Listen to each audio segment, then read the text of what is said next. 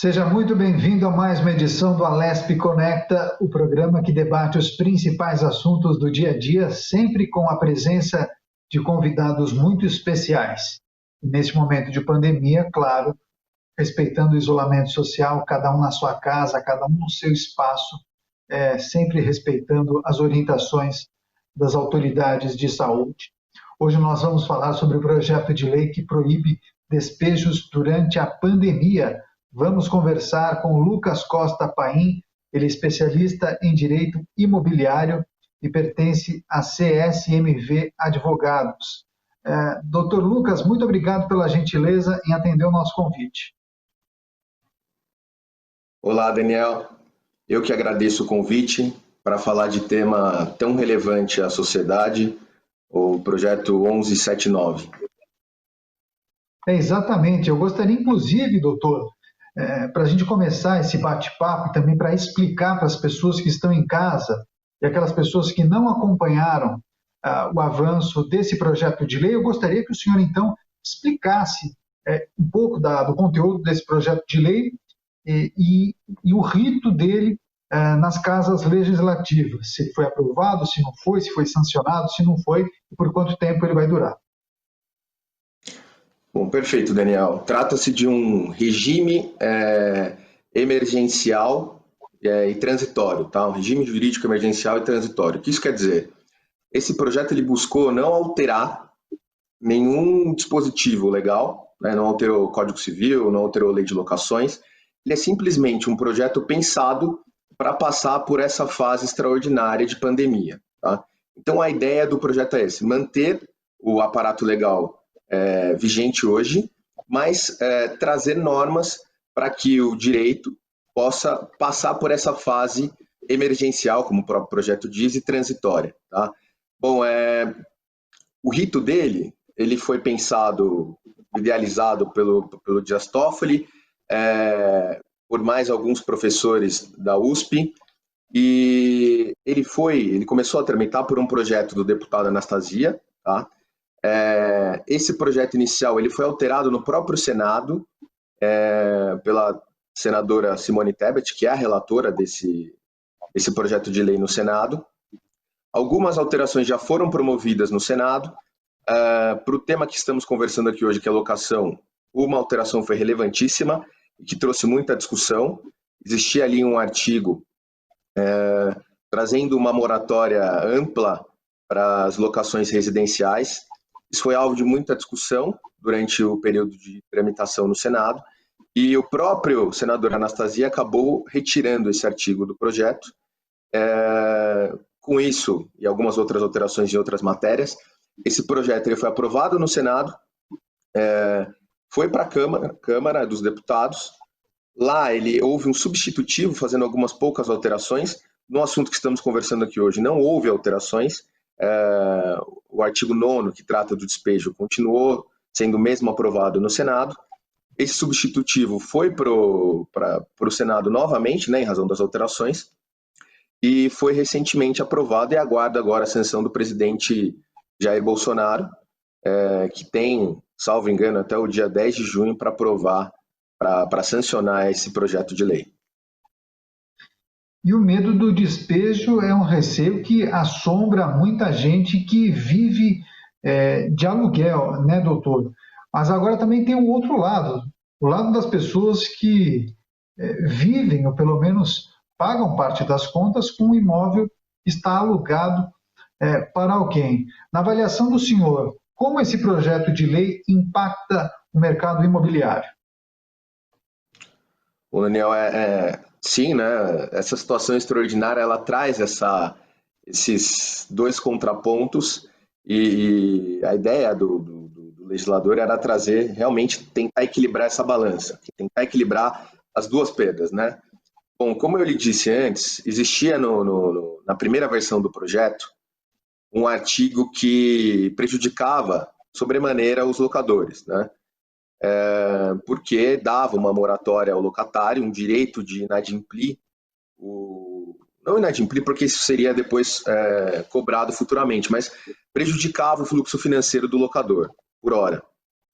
Esse artigo ele foi suprimido, Então, hoje restou apenas esse artigo 9º que trata do despejo, né?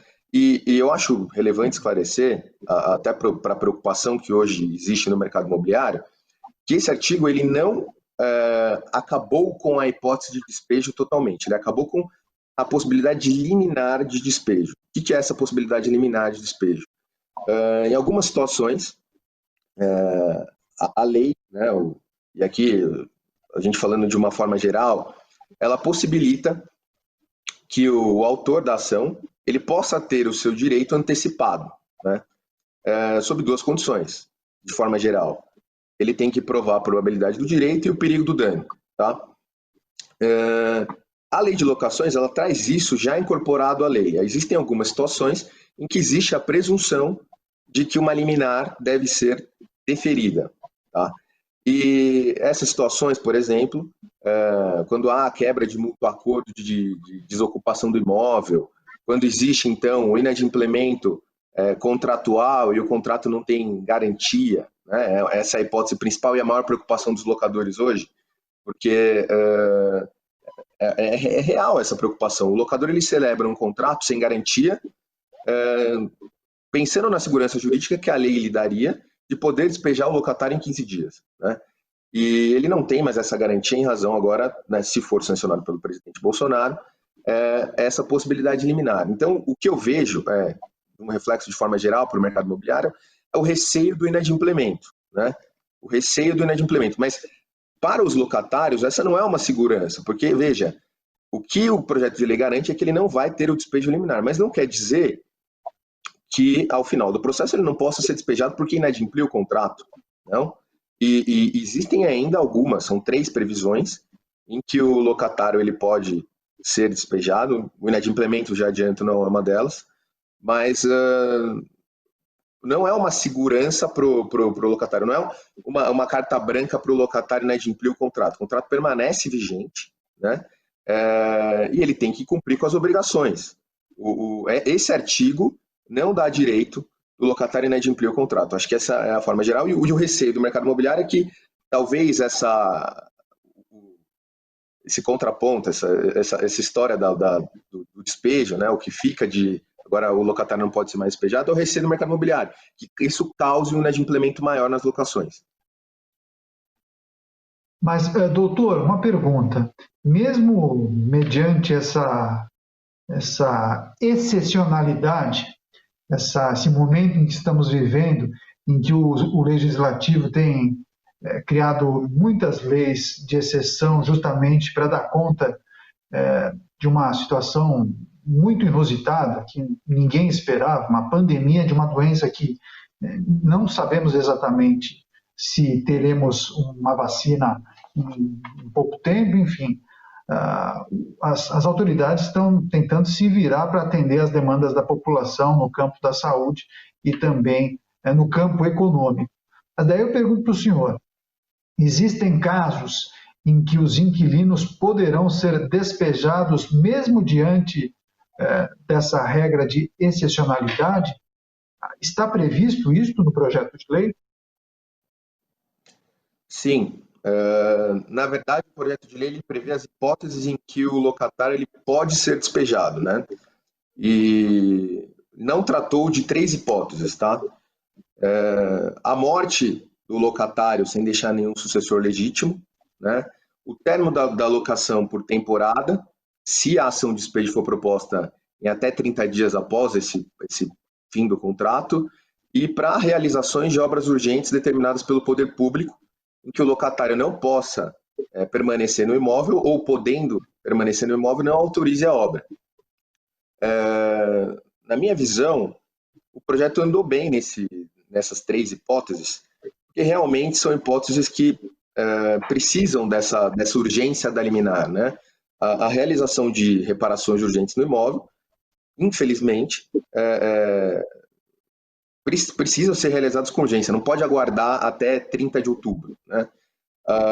Também a permanência de um locatário após a morte do locatário original, que o locador não conhece e não tem nada contratado, também é uma situação de urgência. Tá? E a locação por temporada, por si só, já era uma locação com um período mais curto e que exige a retomada por parte do locatário com maior urgência. Perfeito. Agora, caso o despejo tenha sido feito antes da sanção, como o inquilino deve prosseguir nesse sentido, há maneira de reverter essa situação? Bom, agora nós vamos entrar aqui num assunto um pouco mais complexo, tá? Pela lei, esses dispositivos valeriam a partir de 20 de março, para as ações que foram propostas após 20 de março, tá? Então, teoricamente, tecnicamente falando, o locador teria sim o direito a liminar se ingressou com sua ação de despejo antes de 20 de março. No entanto, aqui já um dado prático, né? Os juízes não estão, em sua maioria, né? Óbvio que no tribunal, ainda mais numa situação de pandemia, nós temos decisões díspares, mas existe um grande número de decisões em que os juízes não estão concedendo a liminar de despejo em razão da pandemia, em razão do fato extraordinário e para a segurança dos próprios agentes que têm que cumprir essa liminar, em algumas situações em que o caso prático, né, o fato exige esse cuidado do juiz. Dignidade da pessoa humana, por exemplo, existe um caso que eu analisei há pouco tempo, de uma senhora aposentada com 70 anos do grupo de risco. A ação foi proposta antes do dia 20 de março, mas o juiz condicionou o cumprimento da liminar ao fim da decretação de estado de calamidade pública, por exemplo. Porque, sobrepesando os riscos, ele entendeu que precisaria preservar a saúde daquela senhora que estava no grupo de risco. Então, antes do projeto de lei, a gente tem que analisar o caso concreto, né? Te digo que, tecnicamente, o projeto de lei trata o dia 20 de março. Ele definiu o dia 20 de março como um critério para aplicação desse requisito de não despejo. Mas é evidente que, em alguns casos concretos, teremos aí um conflito de valores que vai exigir que o juiz atue. Sem dúvida. Estamos falando, naturalmente, dos contratos de locação para imóveis residenciais. Agora eu gostaria, doutor, que o senhor explicasse para a gente se essas regras também se aplicam aos imóveis comerciais ou não, se existe um regramento diferente ou há previsão também para imóveis comerciais. Bom, Daniel, a lei ela não fez nenhuma restrição para aplicação, para o cabimento desse artigo da vedação ao despejo, e eu acho que faz sentido, porque da mesma forma que existe ali o grupo de risco, na locação não residencial, um despejo agora também compromete a equipe que vai cumprir essa liminar, e também é muito complicado encontrar um novo imóvel, saber onde vai depositar todos os bens ali que compõem o fundo de comércio do locatário não residencial. Então, eu acho que a lei andou bem nesse sentido, ela se aplica sim às locações não residenciais. Acontece que nas locações não residenciais, em shopping center, por exemplo, a negociação ela é um pouco mais madura, né? Ela pode acontecer de uma forma mais madura e está acontecendo de uma forma mais madura. Então, por isso, a gente sempre procura destacar nesse ponto do despejo a locação não residencial. Porque na locação não residencial, as partes têm um pouco mais em sua maioria, né? Evidente, temos casos menores, mas em sua maioria têm condições de negociar um pouco mais maduras e por isso essa preocupação. Mas, de uma forma geral, a lei se aplica sim e também para a locação não residencial teremos essa vedação à concessão de liminar até 30 de outubro. Perfeito. Eu estou conversando aqui com Lucas Costa Paim, advogado especialista em direito imobiliário. Ele pertence à CSMV Advogados. Doutor, o senhor mencionou um aspecto importante da negociação e destacou que as negociações costumam ser mais usuais na relação do inquilino e proprietário no que tange os imóveis não residenciais. também chamados de comerciais. E aí eu pergunto para o senhor se há espaço ou se é importante que também tenha essa relação entre o inquilino e o proprietário nas relações dos imóveis residenciais. É possível ter uma negociação para evitar uma ação de despejo? Bom, Daniel, na minha visão, e acho que na visão da maioria dos advogados que militam nessa área, né, a negociação ela é o melhor caminho. A gente está falando de um mercado, a locação ela é um mercado maduro, um mercado experimentado, né? Estava dizendo da locação não residencial porque ali a gente está normalmente tratando de locador e locatário com um pouco mais experiência no critério de negociação, né? Mas ela é o melhor caminho para resolver todas esses assuntos da pandemia, porque veja, ninguém melhor que o locador e o locatário para poder saber quais são suas possibilidades, não? E aqui não estou dizendo nem especificamente do que a lei vai regrar ou não. É realmente um ponto de saber as possibilidades de cada um, né? O locatário que estiver em dificuldade pode mostrar para o locador concretamente, né, que teve uma diminuição salarial, que em razão do decreto estadual ele não pode mais atuar, sua atividade econômica está vedada em razão da quarentena, em razão do fato do príncipe, né, que determinou que o comércio não poderia mais abrir, mostrar qual foi esse prejuízo, quais são suas possibilidades de pagamento, porque veja, o locador também tem seus compromissos, é o que você disse no início dessa entrevista, ele tem seus compromissos, então ninguém melhor que o locador e o locatário para negociar, e veja, eu defendo que essa renegociação, ela é um dever, na verdade, né, um dever de boa-fé, você tem o dever de ouvir o seu locatário, quais são suas pretensões, examinar essas pretensões, devolver óbvio que ninguém tem obrigação de fechar nenhuma negociação, mas devolver esse pleito com alguma argumentação, ter uma conversa realmente razoável. Aqui eu acho que estamos diante de uma situação extraordinária, essa pandemia, que exige que as pessoas sejam razoáveis, que atuem de boa fé, né? Então, é se colocar fora da relação, né? Um olhar de quem está de fora da relação e tentar chegar num equilíbrio, tentar examinar qual é o equilíbrio. Até porque, como adiantei, o despejo ele não dá o direito de inadimplemento do contrato. Essa não é a melhor saída para o locatário. Inadimplir totalmente o contrato sem ter uma conversa anterior com o locador não é a melhor saída para nenhuma das duas partes, porque, primeiro, o locatário, se não conseguir pagar esse valor posteriormente, né, ele vai acabar perdendo o imóvel, porque a ação de despejo vai continuar. O locador ele vai ficar sem ter um locatário, se não quiser negociar, que às vezes está há anos no imóvel, e agora no período de pandemia também é complexo você encontrar um novo locatário, as pessoas não estão podendo circular, né?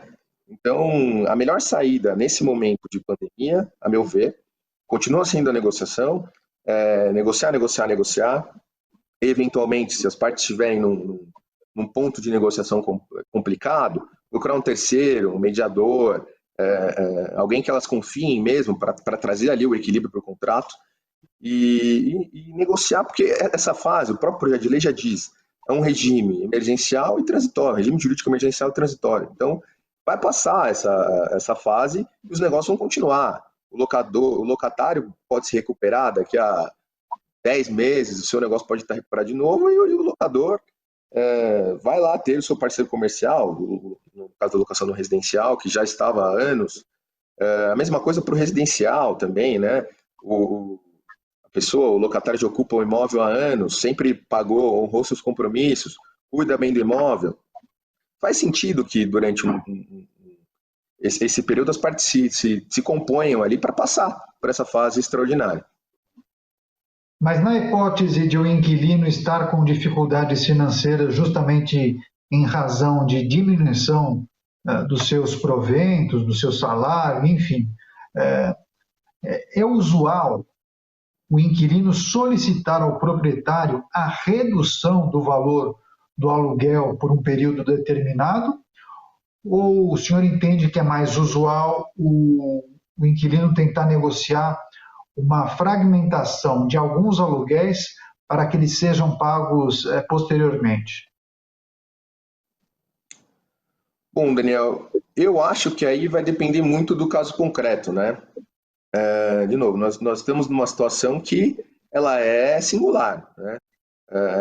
Os efeitos econômicos dessa pandemia, e nós já tivemos algumas crises econômicas, mas ela afetou basicamente todas as partes da relação, né?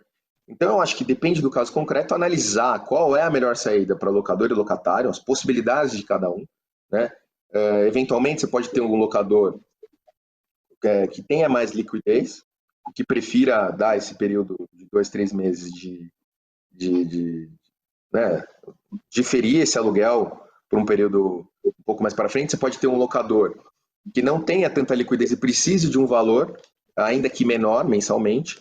Então, eu acho que para efeito de negociação, vai depender da situação das duas partes, das possibilidades das duas partes, e da comprovação. Eu acho que as partes têm que abrir, vamos falar de forma clara aqui, tem que abrir o jogo, tem que mostrar, olha, o meu prejuízo foi esse, a minha possibilidade negociação de boa fé, tentar chegar no melhor termo para as duas, para a manutenção do contrato. Tá?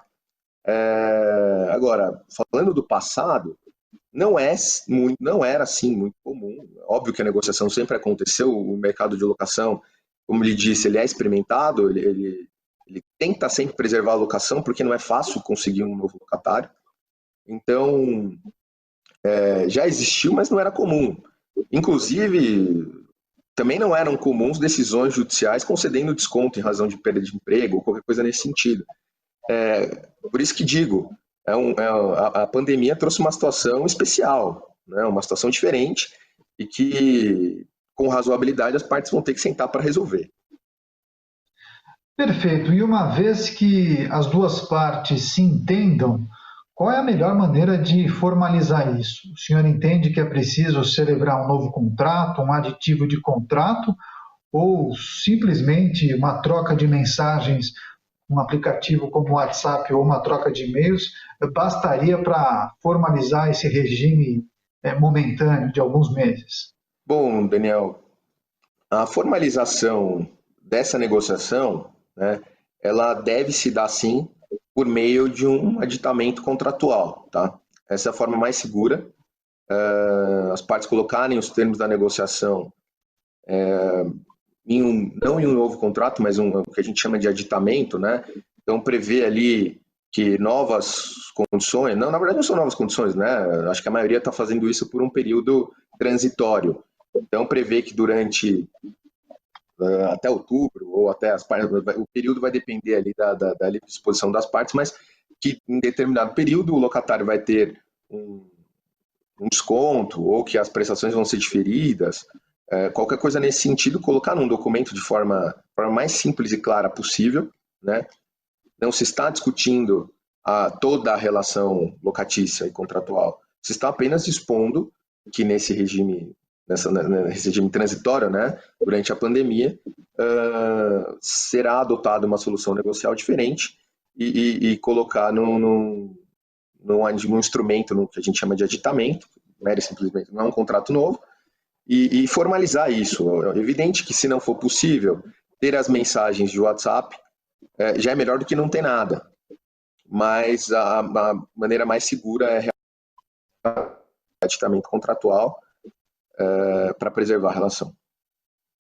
Perfeito. Doutor, eu gostaria de fazer uma pergunta que não tem relação com o projeto de lei, mas eu acho que pode se aplicar a essa situação em que estamos vivendo, que trata dos novos contratos de aluguel, os contratos que vão ser celebrados durante a pandemia. Existe alguma previsão legal que, que possibilite a alteração de valor do aluguel pós-pandemia? Portanto, a pessoa fecha um valor de um imóvel para ser pago durante a pandemia e aí há um reajuste após a pandemia. É possível um proprietário de imóvel fazer isso ou não? Bom, Daniel, me corrija talvez se essa não for a sua dúvida. A dúvida então seria se um contrato de locação celebrado já com conhecimento da pandemia, o locador pode reajustar ou discutir, pedir um aumento do aluguel ou o locatário pedir um novo desconto? Desculpa. Não, o proprietário do imóvel, ele fecha um valor mais baixo durante a pandemia, colocando em contrato a possibilidade de reajuste após o fim da pandemia. Legalmente isso é possível? Não vejo problema, Daniel. Eu acho que as partes podem contextualizar essa forma, né? Então, de dizer que em razão da pandemia, nesse período inicial, nos próximos meses, o locatário ele vai pagar um valor mais baixo e que ocorrerá um reajuste em tantos meses. Que, na verdade, aí eu não vejo nem como um reajuste, tá? Eu acho que a melhor forma de colocar isso no contrato seria prever o valor correto e dar um desconto durante a pandemia, tá? Tecnicamente falando, isso é mais fácil de ser construído. E aí você depois mantém o reajuste que ocorre a cada 12 meses, normalmente na locação, pelo valor inicialmente previsto, tá? Então você pode prever o valor que as partes entendem ser corretos, o valor de mercado para aquele imóvel, e agora, no início, você dá ali um desconto percentual ou já fixado para que a locação passe por esse período de pandemia, mesmo tendo começado agora. Acho que o importante é deixar sempre claro que as partes têm que ter boa fé e é importante contextualizar tudo o que acontece, né, no contrato. Então, se esse desconto foi dado em razão da pandemia, colocar ali considerando em razão da pandemia, pela dificuldade apresentada inicialmente, pelos investimentos que vão ser feitos no imóvel, qualquer coisa nesse sentido, vai ser dado um desconto agora inicialmente e o valor vai voltar em janeiro, dezembro, as partes podem dispor quando vai voltar. E aí o contrato segue normalmente, né? O locatário ele vai ter a obrigação de pagar aquele valor novamente.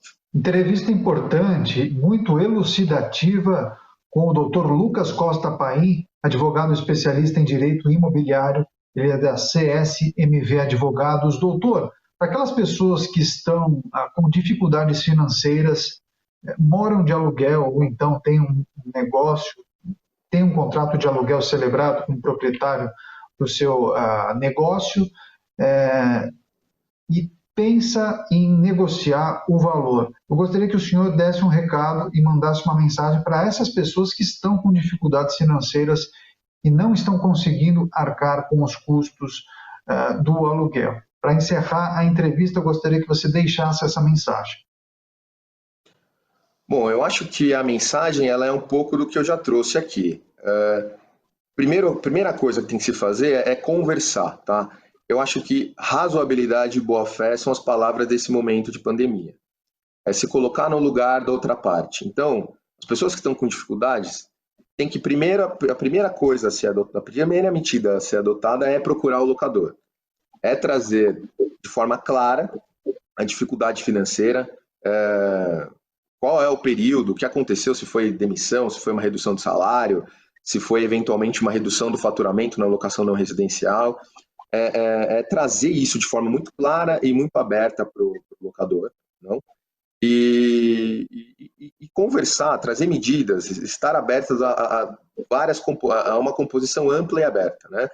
E a medida judicial ela tem que ser a última medida, porque de novo o que se quer nesse momento é preservar. O locatário ele quer ficar no imóvel, o locador ele né, se tiver uma relação longa com o locatário, ele não tem o interesse também em despejar o locatário. Então é realmente uma conversa de boa-fé, ampla, com razoabilidade, e eu acho que esse caminho é o melhor a ser adotado.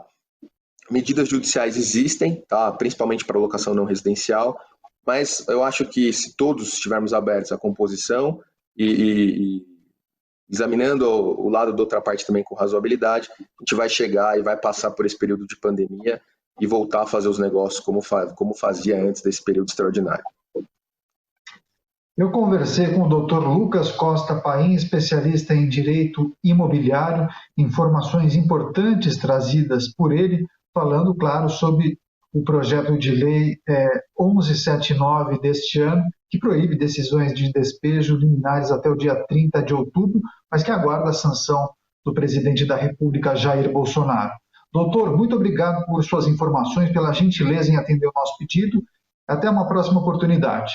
Daniel, agradeço o convite de poder trazer esse pouco sobre a locação, deixar essa mensagem a todos os locatários e locadores de razoabilidade e espero encontrá-los numa próxima oportunidade. Certamente as portas da Assembleia Legislativa estão abertas, a Rede Alesp sempre pronta para levar muita informação para a população do estado de São Paulo. Muito obrigado e volte mais vezes. Ponto final nessa edição, eu agradeço demais a sua companhia e audiência e até o próximo programa Alesp Conecta. Tchau, tchau.